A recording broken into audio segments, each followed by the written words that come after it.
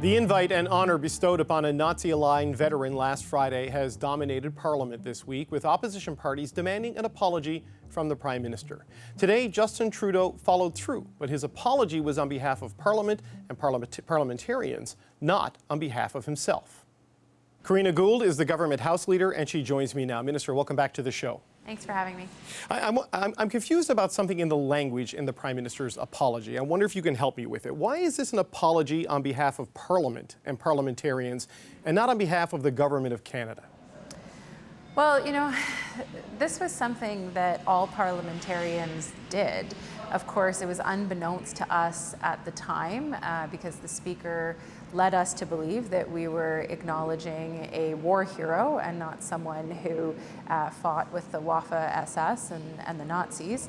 And so I think all of us as parliamentarians feel obliged to apologize to Canadians about this, and to apologize to the world, and to apologize to Ukrainians, and of course the President of Ukraine. I don't mean to be pedantic on this, but the debate has kind of gotten a bit pedantic because we're talking about the independence of Parliament.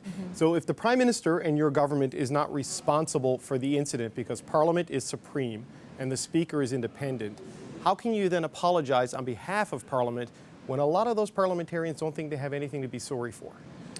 Well, I would say as a parliamentarian, I am sorry, and I think we're all sorry for this. You know, we place our trust in the Speaker, and you're absolutely right. The Speaker is independent. He made this decision on his own. He decided to not only invite this individual, but to acknowledge him in the gallery, and he invited all of us to do the same. And the President Zelensky of Ukraine was there addressing both houses of Parliament. Yes, he was there on the government's invitation, but he was there in front of Parliament, and it was Parliament that did this, and it was the Speaker that did this on the behalf of Parliament. Right, but I guess I come back to the question that if Parliament is independent from the Prime Minister and the government, you can feel sorry as a member of the government, as the government House Leader. I just wonder why there isn't an official apology from the Government of Canada, knowing full well Speaker Rota is ultimately responsible for how this went down, but it's spilled out from that. I think it's safe to say at this point. Why is it not an official apology on behalf of the Government of Canada? Well, but I think the Prime Minister's remarks were very clear that this was an apology on behalf of parliamentarians, on behalf of Canadians, that this is not something that, had we known that this was going to occur and who this person was, that anyone would have done this at all. And I think, you know, the Prime Minister, having made his remarks today, was incredibly important. Look, I think the Speaker needed to apologize. I think the Speaker needed to resign. I think that needed to be clear. He needed to take responsibility for his actions. And that's why I think the Prime Minister's remarks today were so important, both as a Canadian but also as a parliamentarian. The Prime Minister says his government apologized to President Zelensky and the Ukrainian people through diplomatic channels. Did the Ukrainians specifically request an apology, and are they upset with what unfolded?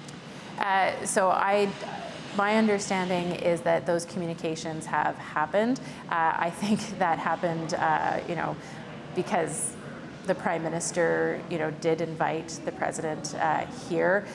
We did this in friendship. We did this in allyship.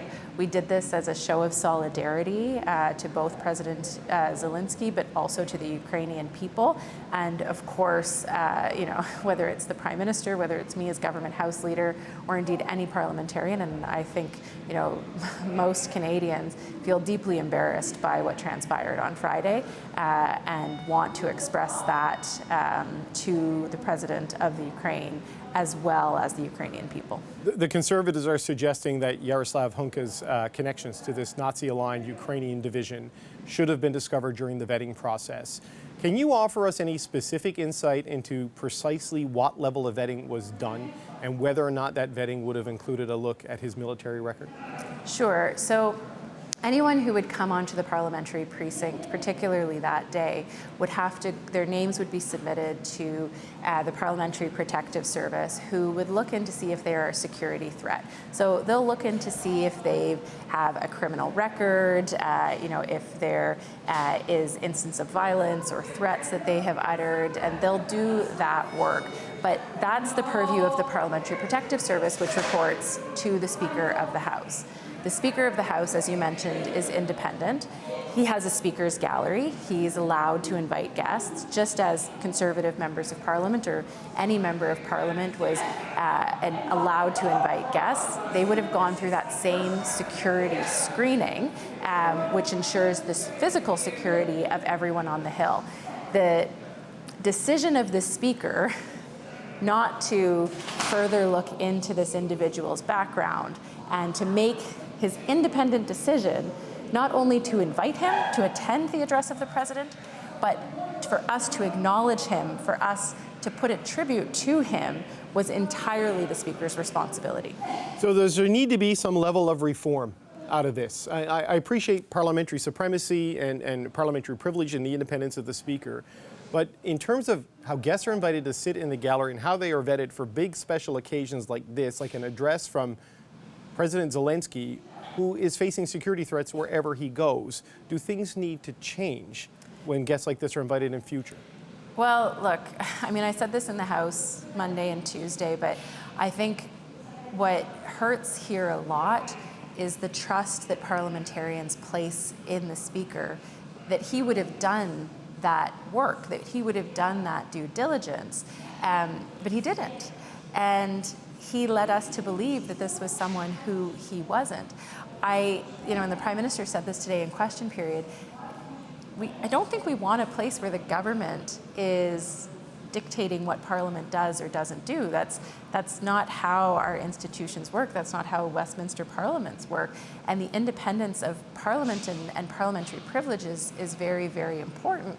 I would hope that all parliamentarians have learned a lesson from this to look into the folks that they invite to sit during an address like this, and would use more judgment and reason and due diligence before they would invite someone to attend Parliament or to recognize someone in Parliament. But I think we have to be very careful about the role the government would play in terms of determining who is allowed into our Houses of Parliament, because that really blurs the line between parliamentary privilege, which is about the independence of the institution, and the separation of government. So even though the government sits in Parliament, each of the 338 MPs retain those privileges, which is really, really important.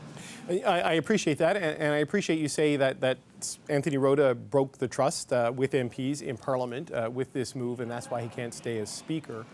What about as a member of the Liberal caucus? I know he's supposed to function in a nonpartisan way as the Speaker of the House of Commons. Once he leaves that job, he goes back to being a Liberal member of Parliament. Can Anthony Rota comfortably walk into the Liberal caucus when this is done? I mean, I think that's a decision he's going to have to take.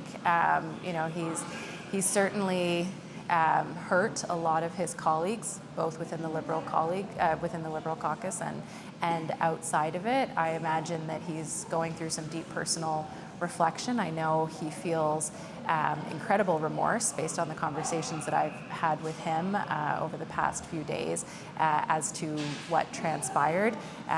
Look, he made a terrible mistake, and he brought embarrassment to the institution, but also to Canada. And this incident, this horrific incident, has given the Kremlin, things to use for their propaganda. So I'm sure he's doing a lot of serious personal reflection at this time. But would you welcome him back? As House Leader, you've borne the brunt of this in Parliament until today when the Prime Minister took questions. You're a Jewish woman, and you talked about being the descendant of Holocaust survivors, how this has affected you personally. Can you welcome Anthony Rota back into your Liberal caucus comfortably? Yeah, I mean, I have told him personally how deeply hurt I am by this, and he's apologized to me personally.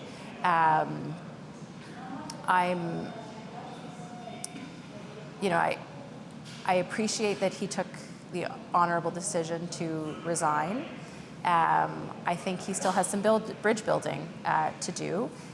He is a member of Liberal caucus, and that is something that continues. But I think that there's still a lot of bridge building and work that he needs to do to rebuild that trust. Just one last question before we let you go. Sure. Why did the Prime Minister wait until today to deal with this? Did he want the Speaker Rota situation to be resolved? Because a lot of people feel this is 2-3 days too late. So I think it was really important for the situation with the Speaker to be resolved. The Prime Minister has commented on this from the beginning. I mean, he said it's an embarrassment. He said it's a shame. It's something that has hurt so many Canadians. But he did call on the Speaker to make the honourable decision to resign. I think it was really important that Mr. Rota both apologize for what he did. I think it was important that he took the decision to resign, and I think that created the space for the Prime Minister to make his remarks today in a way that hopefully provides some closure on what is a really awful moment in Canada's parliamentary history and for Canada on the world stage. Government House Leader Karina Gould, thanks for joining us today. Thank you.